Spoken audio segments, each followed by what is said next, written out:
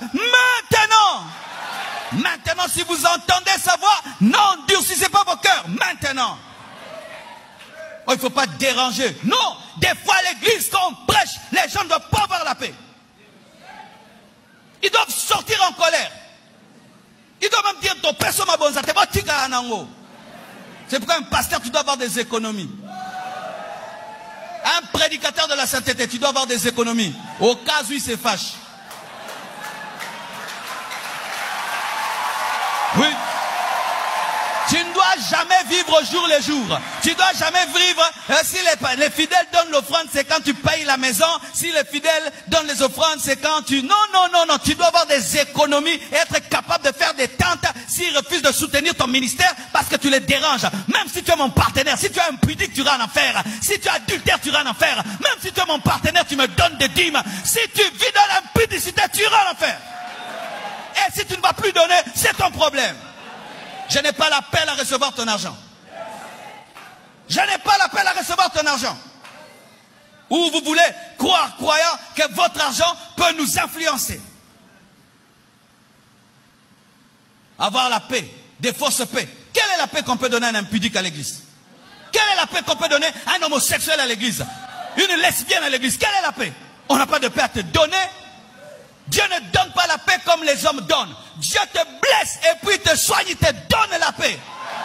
Mais l'homme te donne la paix en te cajolant. Quelle est la paix qu'il a donnée à une femme qui a volé le mari d'autrui?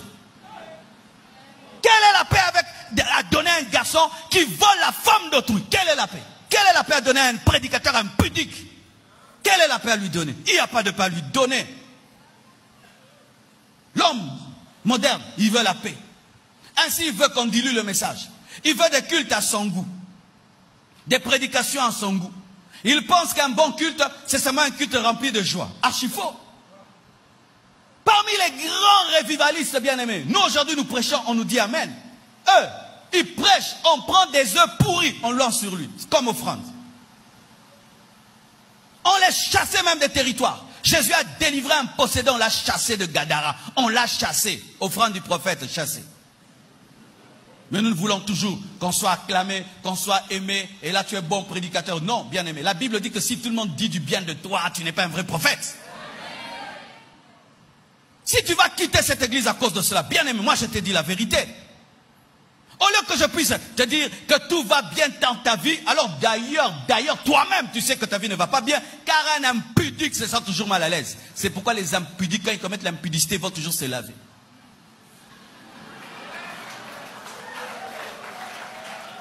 Il n'y a pas d'impudique qui ne se lave pas après l'impudicité. Et ils utilisent beaucoup de savon. Vous savez pourquoi? Pour enlever l'odeur du péché. Tu as besoin du sang de Jésus. Tu n'as pas besoin de savon. Tu as besoin de te repentir. Tu n'as pas besoin de savon. Oui, sur 100 impudiques, 90 se lavent toujours après le péché. Pourquoi? Parce qu'il faut un rituel moral et psychologique pour qu'ils se donnent l'impression de s'être débarrassés de ce qu'ils viennent de faire. Mais ton corps a péché, mais ton âme aussi. Alors tu as lavé le corps, l'âme tu l'as lavé avec quoi?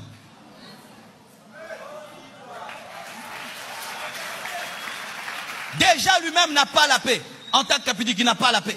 C'est ainsi que pouvait avoir une femme, elle a tout, mais avec un mari d'autrui. Mais un jour, elle dit, j'arrête. Elle laisse la maison, les voitures, parce qu'elle n'a jamais eu la paix. Elle sait qu'elle est voleuse.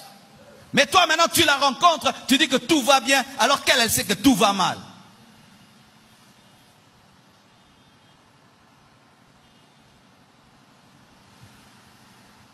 Je rends grâce à Dieu pour notre époque. Il m'est arrivé en 1990 de donner ma vie à Jésus-Christ et puis je suis rentré en arrière. Et un jour, je suis allé dans une église pour draguer une fille. Et dans cette église-là, on ne jouait pas. La prédicatrice est montée. Elle a prêché comme si elle me voyait. Elle m'a enlevé ma paix. Mais je suis revenu à Dieu jusqu'à aujourd'hui. Qu'est-ce qui sert à un homme de gagner le monde entier s'il perdait son âme? J'étais allé dans cette église pas pour prier. J'étais allé dans cette église pour une fille. Comme des aventuriers qui sont venus ici aujourd'hui.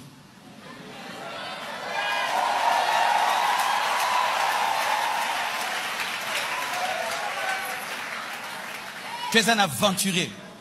Tu es vraiment un aventurier. entre celui qui est allé chercher une prostituée sur le boulevard et toi qui es venu draguer dans l'église, tu es pire. Tu es pire. Toi, c'est dans la maison de Dieu que tu cherches des copines. C'est dans la maison de Dieu que tu couches avec des femmes. C'est dans la maison de Dieu que tu couches avec des copines. Tes copines, tu les attrapes à l'église. Et quelle paix y a donné à un homme comme toi? Toi, tu pêches, tu commets l'impudicité à l'église. Tu es sorti avec combien de frères, ma soeur? Combien de frères t'ont déjà connu dans cette église? Mon frère, tu as déjà connu combien de femmes dans cette église? Quelle est la paix qu'il y a à te donner? C'est l'enfer qui t'attend. Tu ne seras pas enlevé. Tu perds ton temps à l'église. Quelle est la paix à te donner? Si ce n'est que de te pousser à te repentir, à te réconcilier avec Dieu et abandonner réellement